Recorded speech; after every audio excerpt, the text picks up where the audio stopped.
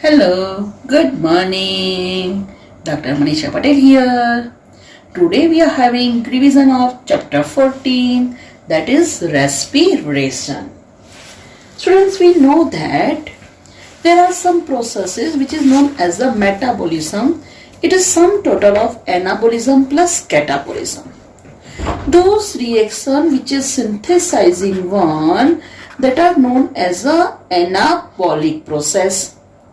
So anabolic processes are synthesizing one. Here that simple molecule unite and they form complex molecule. That example of anabolic process we know that is photosynthesis, right? And the energy stored, that is it is endergonic process. While when we talk about catabolic process, so that catabolic process are degrading one. Here that complex compound is oxidized into simple form, and its example we know that is respiration, right? And it is exergonic process, मतलब कि उसमें energy release होती है, ठीक है. So we know that कि in earth mostly all plants are autotrophic.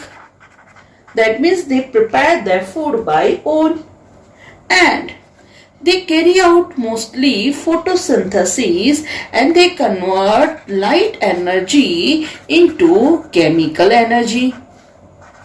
That energy which is stored in form of food. And mostly that photosynthesis, it is carried out by green plants and that organ which possess mostly chloroplast. Right. Plants के हर एक part photosynthesis नहीं कर सकते, तो बाकी जो सब parts है जिसमें फूड प्रिपेयर नहीं होता है, they must have a mechanism to digest their food और to oxidise their food for obtaining energy, right. तो ध्यान रखना that complete oxidation of that food occurs and energy is released, and here the energy is released in the form of ATP, adenosine triphosphate.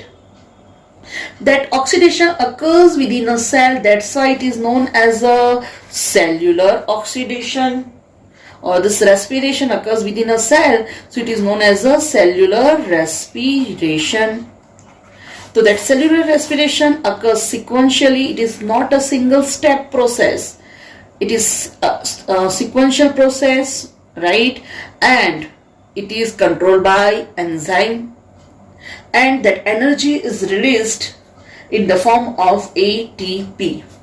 Okay, we know that ATP, adenosine triphosphate, जिसके structure में पेंटो sugar होती है, nitrogen base that is adenosine, and having 3 phosphorus that is 3 phosphate. अगर 2 phosphate हुआ तो that is known as a adenosine diphosphate, और अगर single phosphate है तो एडिनोसाइन मोनोफॉस्फेट, ठीक है. ओके, और इसमें एनर्जी कितनी है याद है ना एटीपी में, 7.3 किलो कैलोरी, राइट. ओके, तो mostly that plant carry out photosynthesis and prepare food which is stored in the form of chemical energy, right.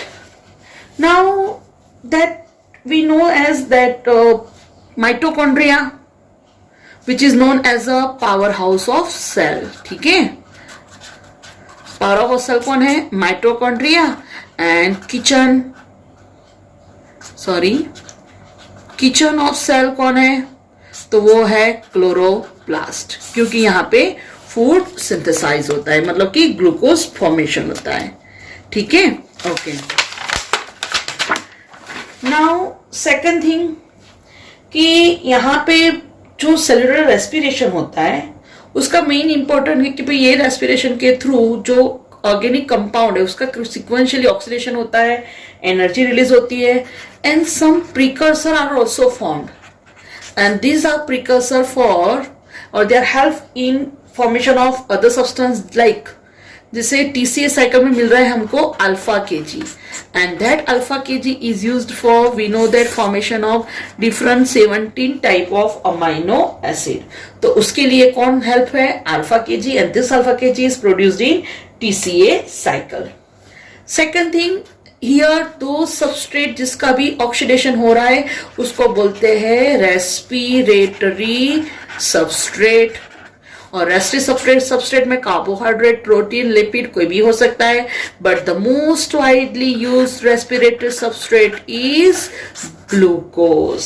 ठीक है, ध्यान रखना, सबसे इंपॉर्टेंट रेस्पिरेटरी सबस्ट्रेट कौन है? ग्लूकोज.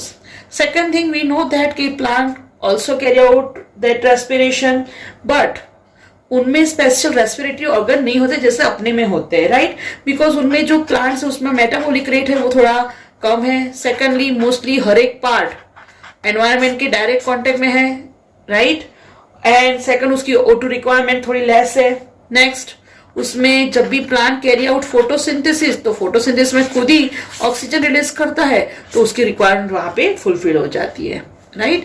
एंड प्लांट उसमें स्टोमेटा को थ्रू एक्सचेंज होता है, एंड जो स्टेम है बार्क ऑफ ट्री उस पे होते हैं लेंटिकल्स, और लेंटिकल्स के थ्रू भी एक्सचेंज ऑफ गैसेस इजीली होता है.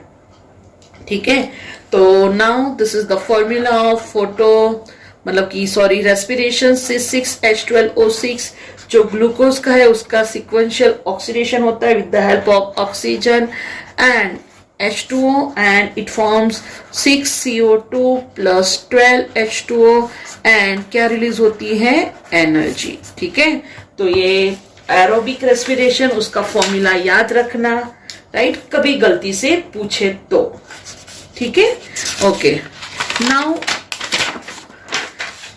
This is the most important point जो मैं आपको सिखाने जा रही हूं, और सबसे ज्यादा ये चैप्टर की पूरी हाईलाइट है, राइट? तो जैसे सनलाइट है, पूरा मैं ओवरव्यू दे रही हूं आपको. ठीक है, तो जैसे ये सन है, तो सन की जो लाइट एनर्जी है उसको कौन यूज करता है? Autotrophs.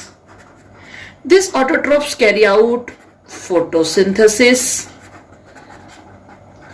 and by photosynthesis they store chemical energy in the form of food, right? तो जो भी लाइट एनर्जी हुई इसका कन्वर्जन हुआ किस में? उसको स्टोर किया, विच फॉर्म में? In form of chemical energy. ठीक है, light energy is converted into chemical energy. As we know that all autotrophs prepare their food. This food, it is either used by some, mostly all heterotrophs, and even some autotrophs also. Now उसका ये जो food use हुआ इसके पास, अब उसका जो आगे future है, टू ऑप्शन है. Either that food may be completely oxidized, or that oxidation occurs in the presence of oxygen, so this is known as a aerobic respiration.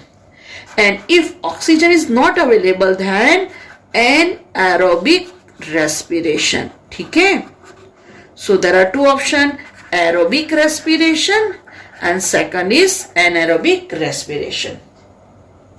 Now if oxygen is available, then the first step is glycolysis. Remember, either it is aerobic and anaerobic respiration, but that glycolysis is a common step in both. So the first question, which one is a anaerobic phase of aerobic respiration? Then it is glycolysis, and that glycolysis occurs in cytoplasm. This is also important. Now this glycolysis, due to glycolysis जो glucose है उसमें से क्या मिलता है? Pyruvic acid. Due to glycolysis we are having pyruvic acid.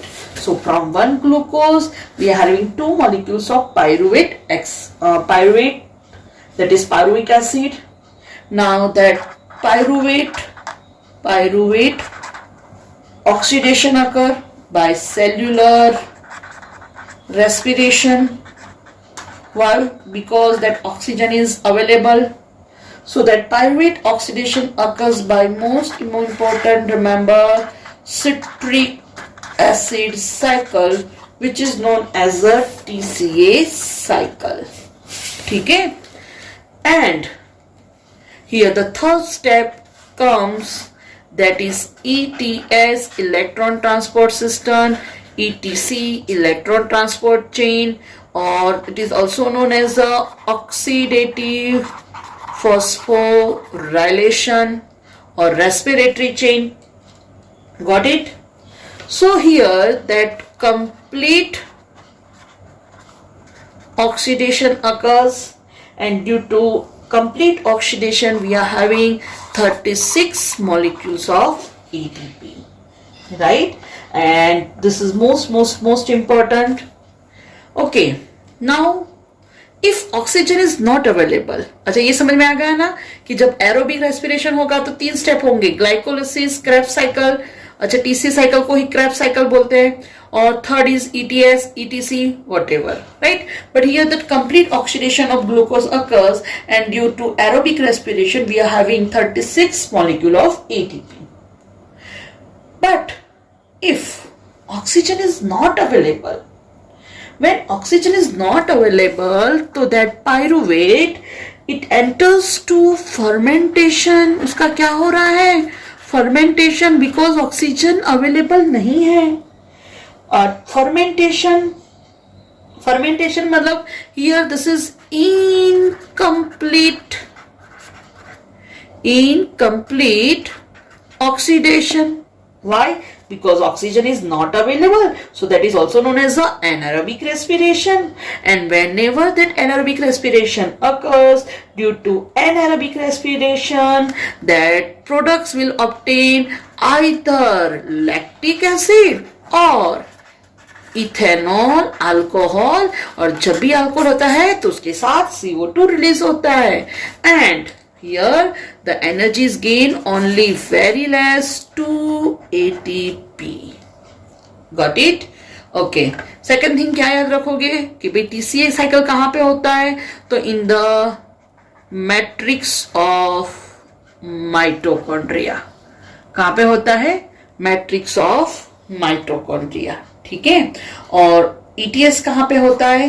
तो inner membrane of mitochondria, that is Christie, और that is F1 of mitochondria. ठीक है? This is overview कि actually what happens in aerobic respiration and what is anaerobic respiration, right? Aerobic या anaerobic दोनों का common way है glycolysis. अब glycolysis के end में we are having pyruvate. That fate of pyruvate depends on availability of oxygen. If pyruvate is having oxygen, then its complete oxidation occurs by citric acid cycle and ETS, and oxygen is not available, then its incomplete oxidation occurs, and when anaerobic respiration occurs, then we are having the products lactic acid and ethanol and CO2. ठीक है? तो ये थोड़ा ध्यान रखना, ये पूरे chapter इसी में आ गया है कि भाई इतना कर लो तो पूरा चैप्टर आपका खत्म.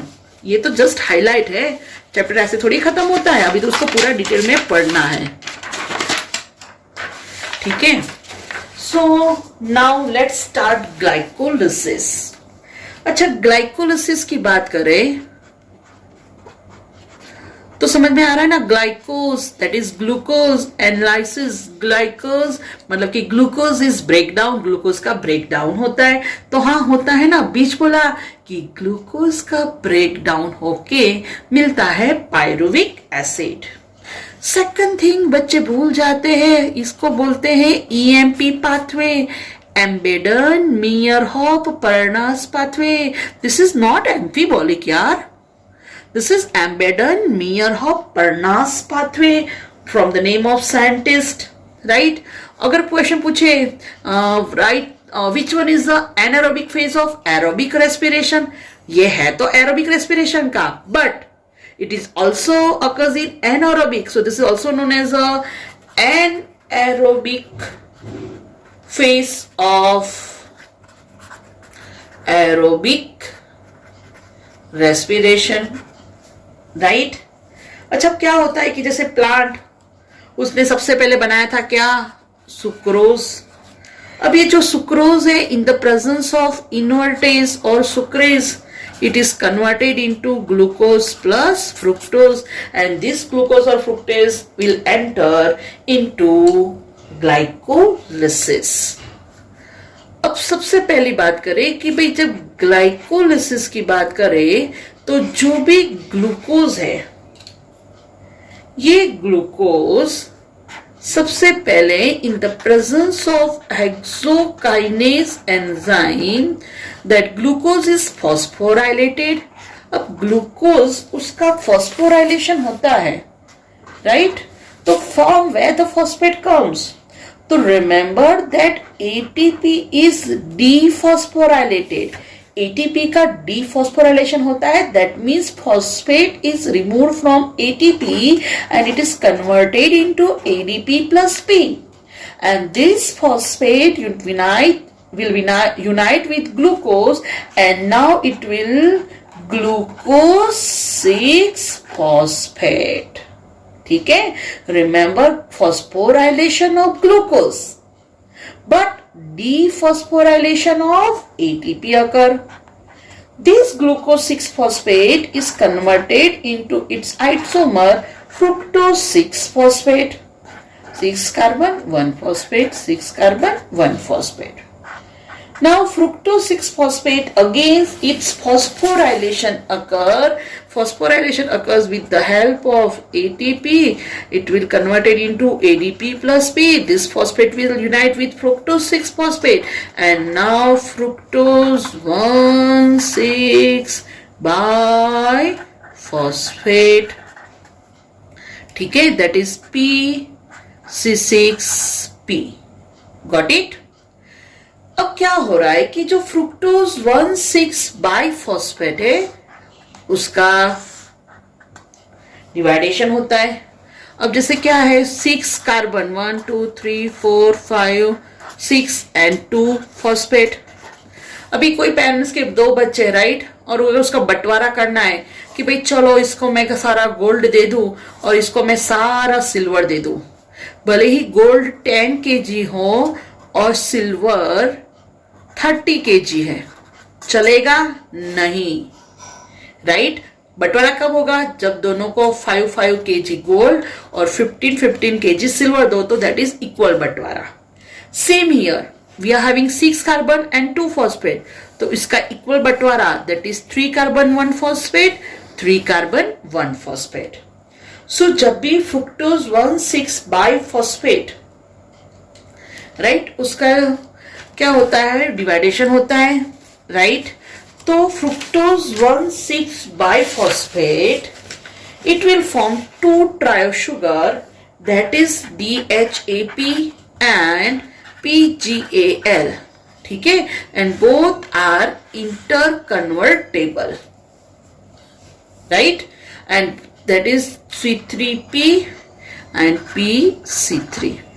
ठीक है? Enzyme is aldolase. Okay. So now जैसे अब जो DHEP है उसका भी फॉर्मूला सेम है, PGL का भी फॉर्मूला सेम है।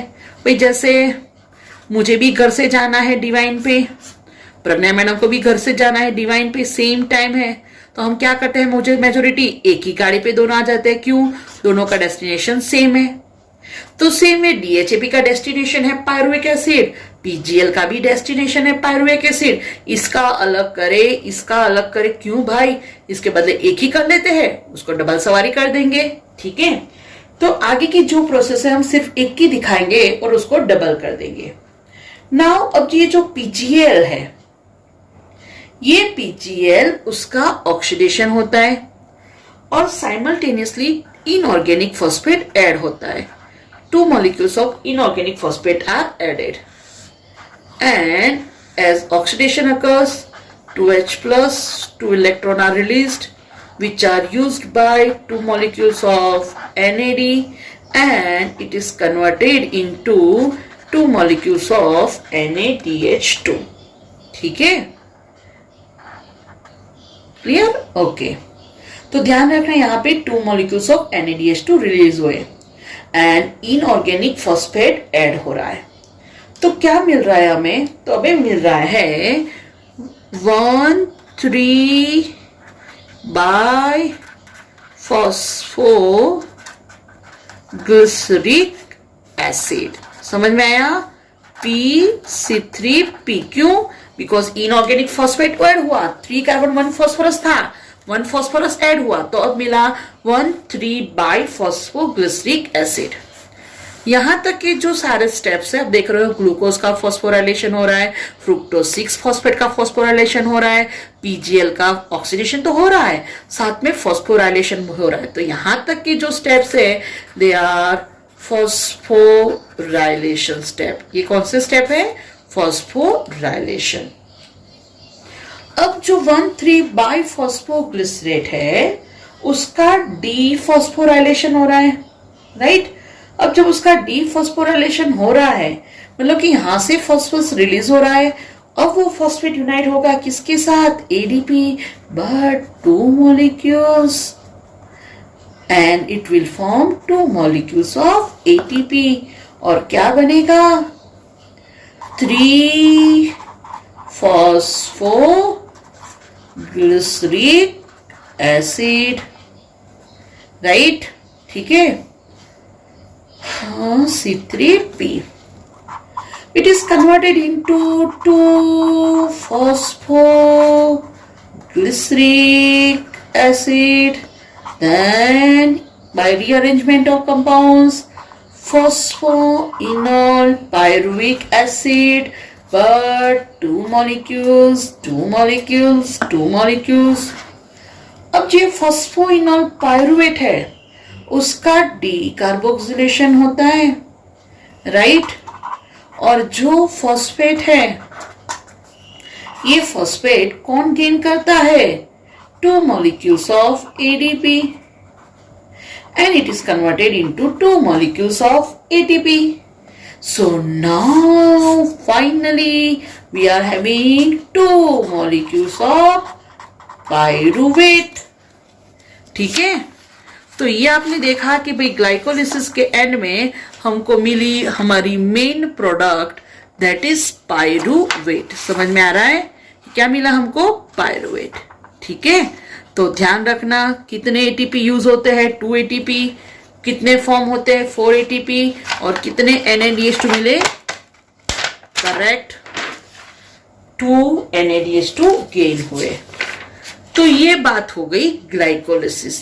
तो at the end of glycolysis from 1 molecule of glucose we are having 2 molecules of pyruvate. क्या मिला? 2 molecules of pyruvate. Now what is the fate of that pyruvate? ये जो pyruvate है, अगर उसको ऑक्सीजन मिला तो क्या, और अगर ऑक्सीजन नहीं मिला तो क्या? ठीक है, चलो पहले सबसे पहले देख लेते हैं नेगेटिव पॉइंट कि भाई चलो ऑक्सीजन नहीं मिला। तो if oxygen is not available then it is known as anaerobic respiration. जब ऑक्सीजन अवेलेबल नहीं है तो क्या होता है? Anaerobic respiration. And that anaerobic respiration occurs in 2 steps. The first one is known as either alcoholic respiration or alcoholic fermentation. And second is lactic acid fermentation. ठीक है, तो if oxygen is not available then it is known as anaerobic respiration. Anaerobic respiration occurs by, मतलब कि उसकी जो product 2 होती है, एक अल्कोहल, अब जिसमें अल्कोहल फॉर्मेशन होता है उसको बोलते हैं अल्कोहलिक फर्मेंटेशन, और जिसमें लैक्टिक एसिड फॉर्मेशन होता है उसको बोलते हैं लैक्टिक एसिड फर्मेंटेशन। ठीक है, अब चलो बात करते हैं अल्कोहलिक फर्मेंटेशन। तो अल्कोहल फर्मेंटेशन में क्या होता है? तो जो पायरुवेट है उसका फॉर्मूला याद रखना, CH3CO COOH। तो दैट पायरुविक एसिड, पायरुवेट तो द पायरुवेट और pyruvic acid, its decarboxylation occurs in the presence of decarboxylase enzyme and it is converted into acetaldehyde. समझ में आया? डीकार्बोक्सिलेशन हुआ मतलब कि CO2 रिलीज हुआ, बट कितने हैं CO2 रिलीज होते हैं? तो ध्यान रखना 2 मॉलिक्यूल्स ऑफ CO2 रिलीज होते हैं, ठीक है। अब ये जो डीकार्बोक्सिलेशन हुआ और एसिटाल्डिहाइड मिला, तो ये जो एसिटाल्डिहाइड है CH3CHO, राइट। अब क्या हो रहा है? तो रिडक्शन हो रहा है 2 molecules of NADH2 in the presence of alcohol dehydrogenase, and what is formed? 2 molecules of C2H5OH, that is ethanol, and that NADH2 is converted into NAD, ठीक है। ओके, यहाँ पे ध्यान रखना TPP is also involved, thiamine.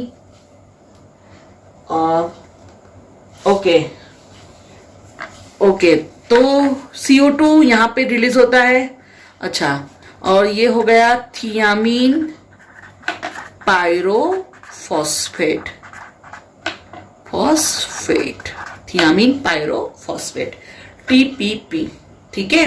तो alcoholic fermentation में CO2 release होता है, एंड जब भी अल्कोहलिक फर्मेंटेशन होता है तो उसकी प्रोडक्ट होती है इथेनॉल, ठीक है। और ये किस में देखने मिलता है? तो मोस्टली याद रखना यीस्ट में, ठीक है। Okay, now what about lactic acid? तो लैक्टिक एसिड फर्मेंटेशन की बात करें तो lactic acid fermentation fuse molecules of CH3CO CH3CO, that is pyruvate. Again reduction होता है with the help of 2 molecules of NADH2, and what is formed? That lactic acid CH3CHOH COOH, right? This is lactic acid and 2 molecules of NAD, lactate dehydrogenase enzyme, ठीक है। and this occurs in animal muscle cells and so many bacteria, ठीक है। जैसे अपना है ना lactic acid bacteria जो lactic acid production करता है, ठीक है। Okay, second we know that कि when we do vigorous exercise, हम जब बहुत सारे एक्सरसाइज करते हैं तो अपनी सेल की रिक्वायरमेंट फुलफिल नहीं होती है, तब जाके थोड़े टाइम के लिए अपने बॉडी में कौन सा रेस्पिरेशन होता है? एनारोबिक रेस्पिरेशन होता है। और जब अपनी बॉडी में एनारोबिक रेस्पिरेशन होता है तो क्या प्रोडक्शन होता है? वो टाइम पे lactic acid, and due to accumulation of lactic acid we feel like थकान। कुछ याद आया? मेरा फेवरेट वर्ड जो मैं आपको ऑलवेज बोलती हूँ, क्या बोलते हैं उसको? यस, फटीग, बट हम क्या बोलते हैं उसको? फैटिग्यू, ठीक है।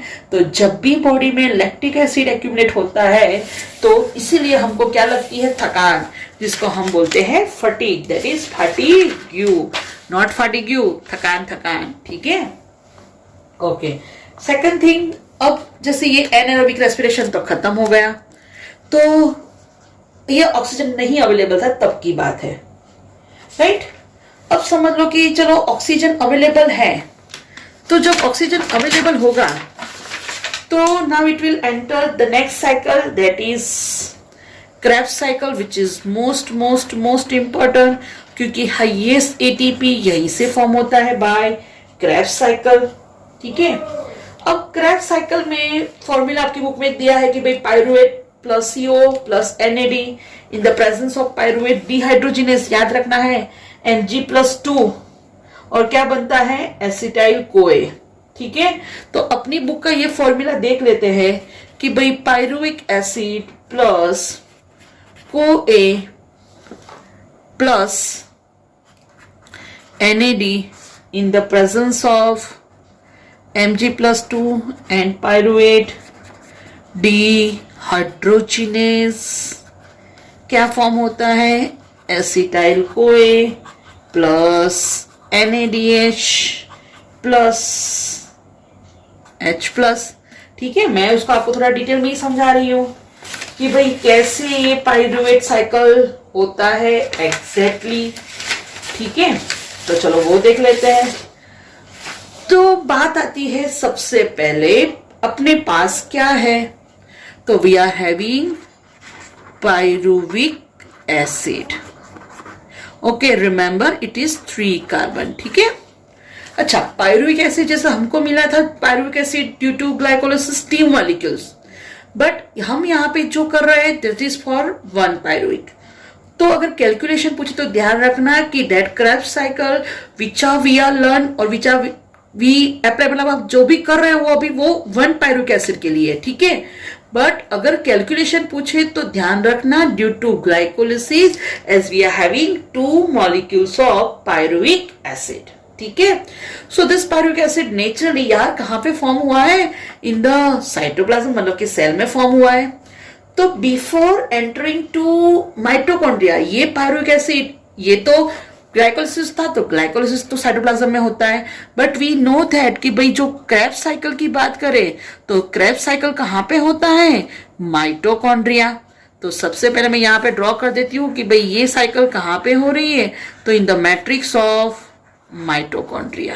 ठीक है, तो आपको याद रह जाएगा कि भाई ये रिएक्शन होता है माइटोकॉन्ड्रिया में, कौन सा, टीसीए। ठीक है, तो before entering to Krebs cycle that decarboxylation and dehydrogenation of pyruvate occurs. The dehydrogenation occurs that 2H plus is accepted by hydrogen acceptor molecule NAD and is converted into NADH2.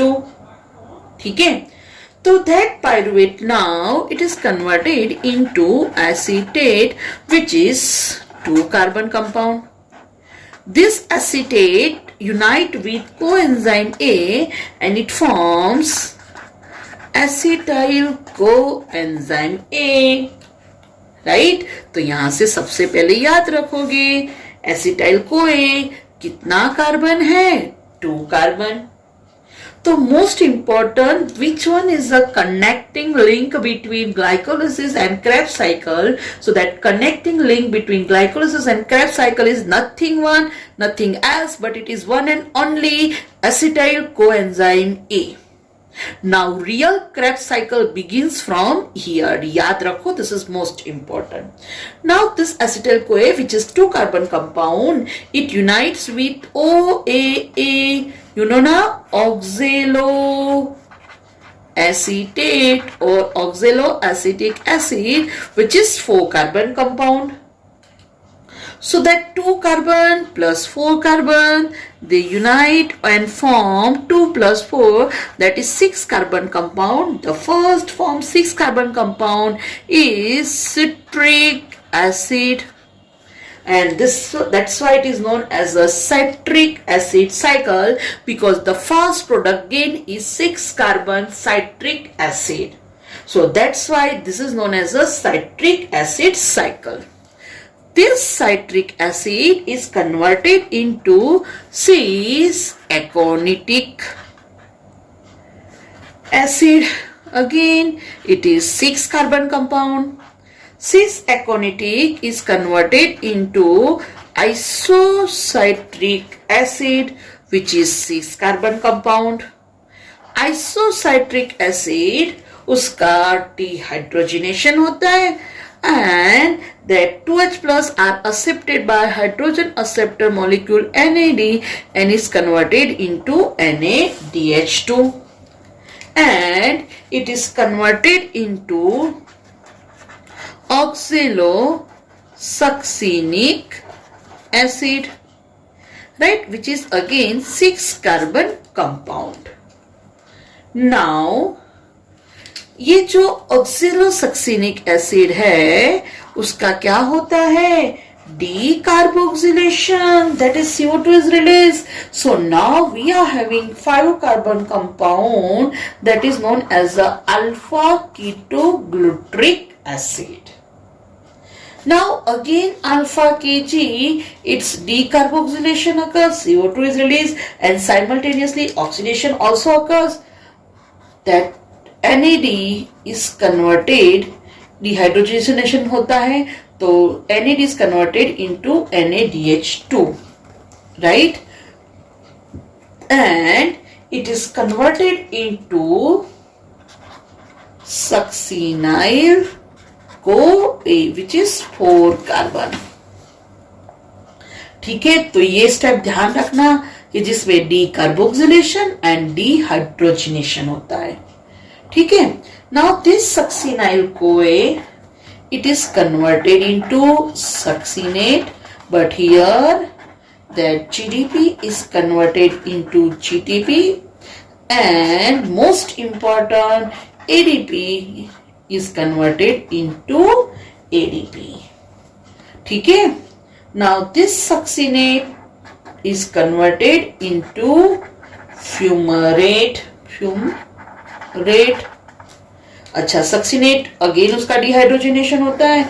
Most important, this 2H plus are accepted by yes FAD and is converted into FADH2.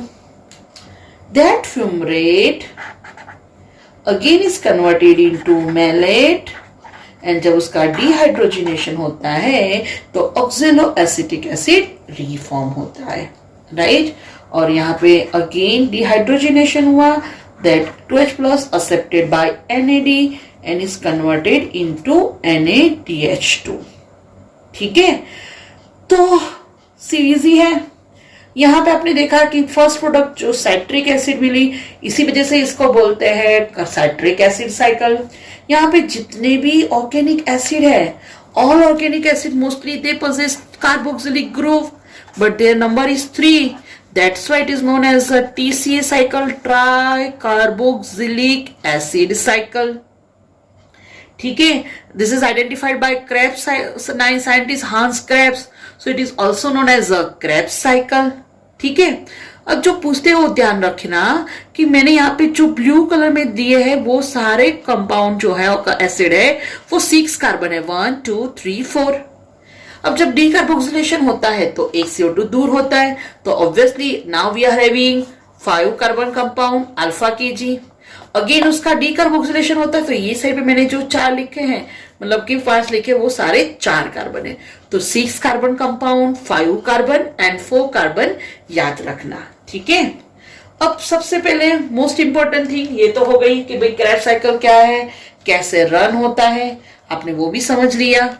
ठीक है, अब madam उसको याद कैसे रखे, तो अपना वही फॉर्मूला, क्या, क्रिकेट. ओहो, फेवरेट है. आज सचिन तेंदुलकर का बर्थडे भी है भाई, क्रिकेट से याद आ गए. So cricket club of, cricket से पहले बना C, that is citric acid. दूसरा C है, उसको सिस एकोनिटिक एसिड बोला.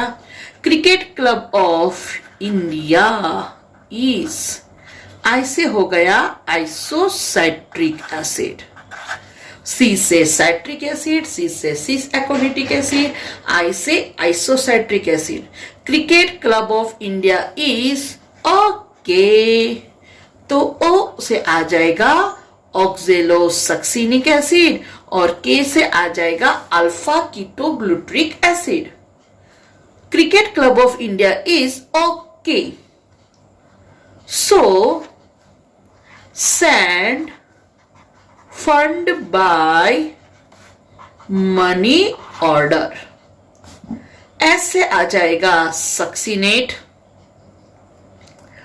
ठीक है, 6 number. Again S succinate 7 number.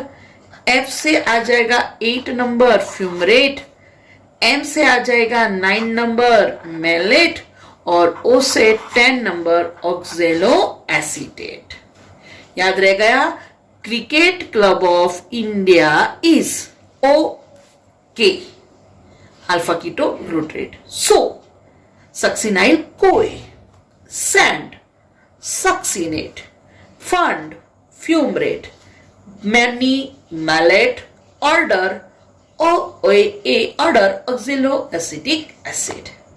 और ध्यान रखना, ये पूछा हुआ मिनट में क्वेश्चन है कि भाई FADH2 कब बनता है, तो जब फ्यूमरेट बनता है तब जाके FADH2 बनता है. ठीक है, और याद रखना 1 2 3 4 चार जगह पे NaDH2 फॉर्म होता है, वन जगह पे FADH2, and the most important, यहाँ पे सबस्ट्रेट लेवल ATP प्रोडक्शन होता है, but at one place, ADP में से ATP. ठीक है, so this is about Krebs cycle. Now ये हो गई बात क्रेब्स साइकिल. अब भाई ग्लाइकोलिसिस एंड क्रेब्स साइकिल, वहां पे NaDH2 मिले, FADH2 मिले, राइट. तो भाई जब भी ये NaDH2 और FADH2 मिलेंगे तो क्या एनर्जी वो फॉर्म में होती है? तो नहीं. NaDH2 और FADH2 मतलब वो एनर्जी नहीं होती है, राइट. अब तो फिर एनर्जी कैसे मिलेगी?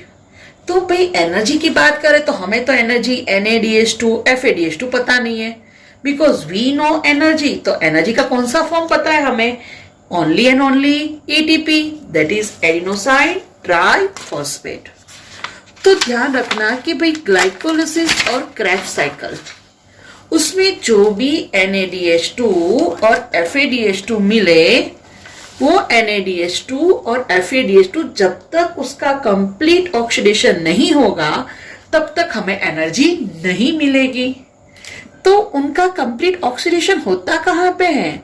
तो that complete oxidation of NaDH2 and FADH2 occurs by ETS, electron transport system. It is also known as a ETC, electron transport chain.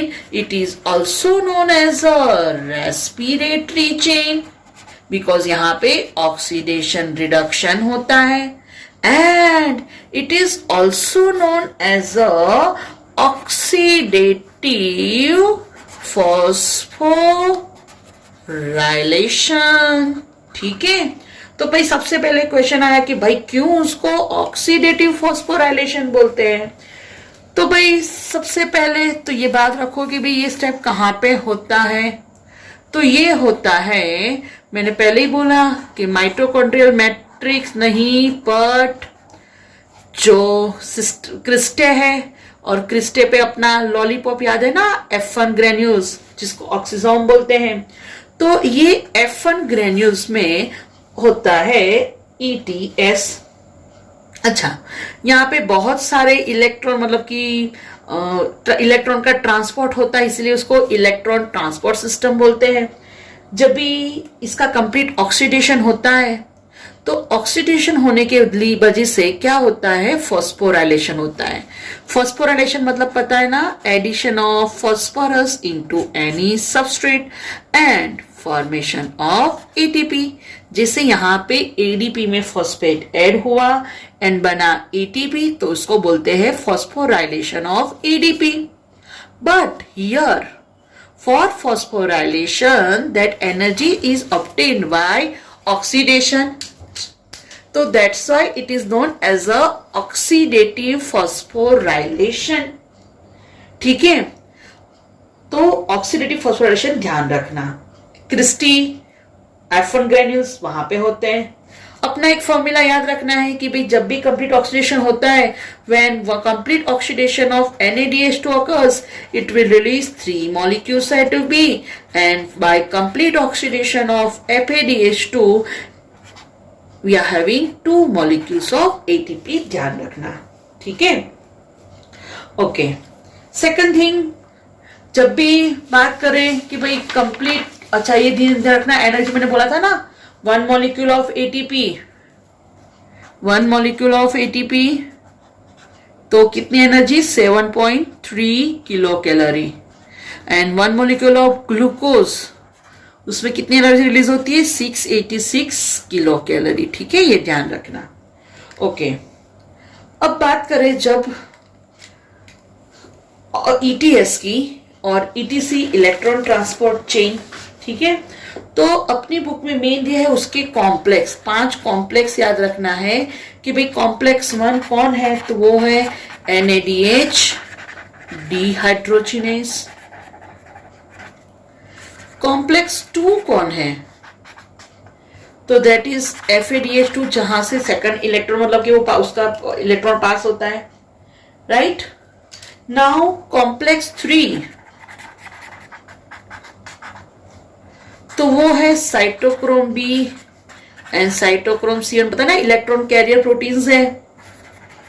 Complex 4 की बात करें तो cytochrome A and A3 and last complex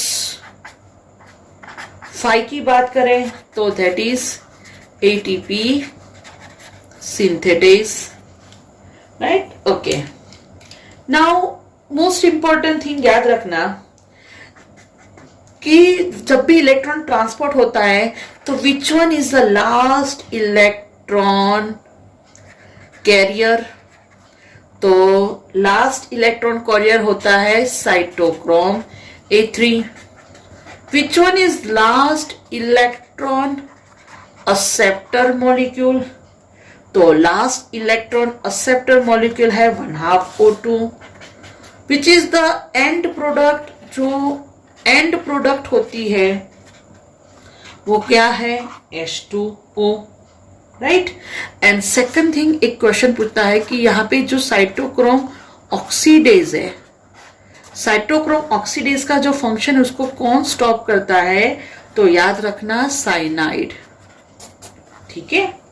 so this is about electron transport system. ध्यान रखना electron transport system में क्या हो रहा है, तो simply whatever the NADH2 and FADH2 which are produced in glycolysis and Krebs cycle, their complete oxidation occurs by this step, that is ETS.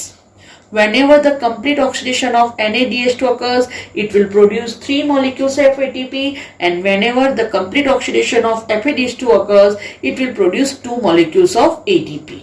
Right? In ETS there are 4 complex involved. Complex 1 NADH dehydrogenase, complex 2 that is FADH2, complex 3 that is cytochrome B and C3, and complex 4 cytochrome A and A3, and complex 5 that is ATP synthetase. Last electron carrier molecule is cytochrome A3. Last electron acceptor is 1/2 O2, and यहाँ पे due to oxidation क्या मिल रहा है and product, that is H2O, ठीक है। So this is the complete oxidation of glucose, ठीक है। 3 steps याद रह गए हैं, glycolysis, second Krebs cycle, and the third one is ETS, that is electron transport system, where complete oxidation of NADH2 and FADH2 occurs, right? तो ये बात हो गई ETS, ठीक है। तो यहाँ पे मेन अपना जो टॉपिक्स है वो मेन 3 टॉपिक्स कवर हो जाते हैं। नाउ आपकी बुक में एक एडिशनल दिया है एम्फीबॉलिक पाथवे, ठीक है। तो जैसे हमारे पास कार्बोहाइड्रेट है, फैट भी है, and we are having protein. तो carbohydrate, it is converted into its simple form glucose, then glucose is converted into glucose 6-phosphate, which is converted into fructose 6-phosphate, it is converted into DHAP and PGAL, ठीक है।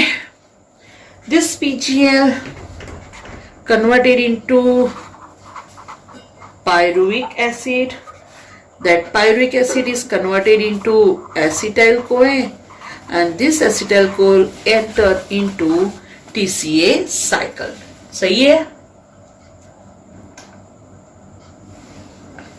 Okay, now ध्यान रखना अपनी book में दिया है यहाँ पे CO2 एंड H2 रिलीज किया है। तो कभी पूछे कि भाई ग्लूकोज का कंप्लीट ऑक्सीडेशन होके जहां तक CO2 एंड H2 रिलीज ना हो वहां तक का कैलकुलेशन करना है, तो nothing else glycolysis and Krebs cycle involve करना है, ठीक है। अब बात आती है फैट। तो फैट क्या होता है, फैट वो कन्वर्ट होता है fatty acid and glycerol. Now glycerol enters to respiratory pathway by DHAP, and fatty acid enters to respiratory pathway by acetyl CoA, right? Now whenever the cell को ऐसा महसूस होता है कि भाई चलो अब एसिटल कोई ज्यादा है, उसको जरूरत है फैटी एसिड की, तो वो कंडीशन में दैट एसिटल कोई can also converted into fatty acid. So your fatty acid can converted into acetyl CoA, and whenever there is needed, that acetyl CoA can be converted into fatty acid. So that's why it is known as the amphibolic pathway. Second thing, remember glycerol enters through respiratory pathway by DHAP, dihydroxyacetone phosphate. ठीक है. And protein is converted into its simple form amino acid, and this amino acid will enter by pyruvic acid, right? And wherever there is requirement of amino acid, it can be converted into reversible manner. ठीक है. So this is about amphibolic pathway, but most important, remember fatty acid enters by acetyl CoA, glycerol by DHAP and amino acid by pyruvate. तो यहां से एक चीज ध्यान में रखना, प्योर फैट और प्योर प्रोटीन वो कभी भी रेस्पिरेटरी पाथवे में डायरेक्टली एंटर नहीं होते हैं. ठीक है. अच्छा, और अपनी बुक में दिया है आरक्यू. तो आरक्यू तो सबको आता है अच्छे से कि भाई आरक्यू तो क्या है. आरक्यू तो रेस्पिरेटरी क्वेश्चन, तो that is value of CO2, जितना CO2 इवॉल्व होता है अपन O2 कंज्यूम होता है. कार्बोहाइड्रेट पूछे, ग्लूकोज पूछे, फ्रुक्टोज पूछे, तो वो सबकी आरक्यू वैल्यू कितनी होती है 1. अपनी बुक में एक एग्जांपल दिया है ट्राइपामीटीन. ट्राइपामीटीन का फॉर्मूला याद है ना, C51H98O, C58 H98 96, and oxygen कितने हैं याद है, बोलो O6. ठीक है. तो ट्राइपामीटीन, अच्छा उसमें कितने O2 चाहिए 102, कितने CO2 102, O2 कितने रिलीज होते हैं 145. तो ट्राइपामीटीन का आरक्यू याद है ना 0.7. ठीक है. अच्छा, कभी ऑक्सैलिक एसिड उसका पूछे तो ऑक्सैलिक एसिड का आरक्यू है, ऑक्सैलिक एसिड उसका आरक्यू ध्यान रखना 4. और मोस्ट इंपॉर्टेंट अगर पूछे एनएरोबिक रेस्पिरेशन, अरे भाई एनएरोबिक रेस्पिरेशन जिसमें ऑक्सीजन यूज ही नहीं होता है, तो उसका आता है इनफाइनिट. ये अपनी बुक में नहीं है. ठीक है. तो ध्यान रखना. और फैट का 0.7, राइट. अच्छा, अपनी बुक में ये नहीं है पेंटोस फॉस्फेट पाथ, PPP. अब पेंटोस फॉस्फेट पाथवे जो अपनी बुक में नहीं है, बट ध्यान रखना PPP, pentose phosphate path, right. क्या होता है यहाँ पे, तो जो ग्लूकोज है, ये ग्लूकोज उसका फॉस्फोराइलेशन होता है, पता है ना, with the help of ATP. And what is form glucose 6 phosphate. This glucose phosphate is oxidized and it is converted into 6-phosphogluconic acid, and here NADP is converted into NADPH2. And this 6-phosphogluconic acid उसका हो रहा है decarboxylation and oxidation, and that obtained product is 5-carbon ribulose phosphate and other pentose sugar. But यहाँ पे main pentose sugar mill रही है, इसीलिए इसको बोलते हैं पेंटोस फॉस्फेट पाथवे. ठीक है. ओके. तो ये हो गया pentose phosphate pathway. Second thing, एक मोस्ट इंपॉर्टेंट कभी कभी पूछे तो कंपनसेशन पॉइंट. Compensation point. ठीक है. अच्छा, क्या है कंपनसेशन पॉइंट? तो compensation point is a concentration of CO2. CO2 का ये कॉन्सेंट्रेशन है जब photosynthesis and रेस्पिरेशन दोनों सेम हो तो उसको बोलते हैं CO2 कंपनसेशन पॉइंट। ध्यान रखना, CO2 कंपनसेशन पॉइंट, ठीक है। ओके, तो मतलब CO2 कंपनसेशन पॉइंट में क्या होता है कि भाई जितना CO2 गेन होता है उतना अगर CO2 रिलीज हो तब जाके उसका बैलेंस होगा, ठीक है। ओके, बट ध्यान रखना when we talk about C4 and C3 plant, तो C4 प्लांट्स उसकी कंपेयर में जो C3 प्लांट्स है उसका CO2 कंपेंसेशन पॉइंट हाई होता है, हायर होता है। किसका? C3 प्लांट्स का, ठीक है। तो ये हो गई थोड़ी एक्स्ट्रा बातें भी। होप सो आपको ये लेक्चर पसंद आया होगा, राइट। अब एक चीज बाकी रही है, केमियोस्मोटिक में दोनों केमियोस्मोटिक थियरी एक साथ ले लूंगी, क्लोरोप्लास्ट वाली भी और माइटोकॉन्ड्रिया वाली, ठीक है। तो लाइक करना, कमेंट करना और सब्सक्राइब करना, और अच्छा लगे तो अपने फ्रेंड्स को शेयर करना, ठीक है। Thank you.